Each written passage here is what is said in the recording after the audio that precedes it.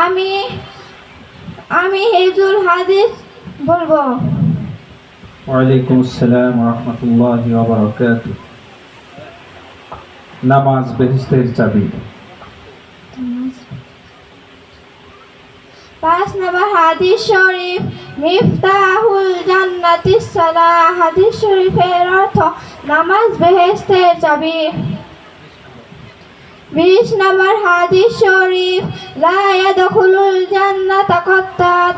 হাদিস শরীফের অর্থ চৌগলখোর বেহেশতে প্রবেশ করিবে না। মাশাআল্লাহ মাশাআল্লাহ। পবিত্রতা ঈমানের অঙ্গ। 4 নম্বর হাদিস শরীফ, আত-তাহুরু শাতরুল ঈমান। হাদিস শরীফের অর্থ পবিত্রতা ঈমানের অঙ্গ।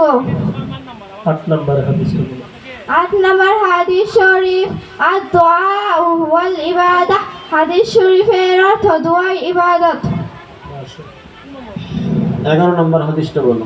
11 নম্বর হাদিস শরীফ, আল মুসলিমু মান সালিমাল মুসলিমুনা মিন লিসানিহি ওয়া ইয়াদিহি। হাদিস শরীফের অর্থ খাঁটি মুসলমান ওই ব্যক্তি যাহার হাত এবং মুখ হইতে অপর মুসলমান নিরাপদ থাকে।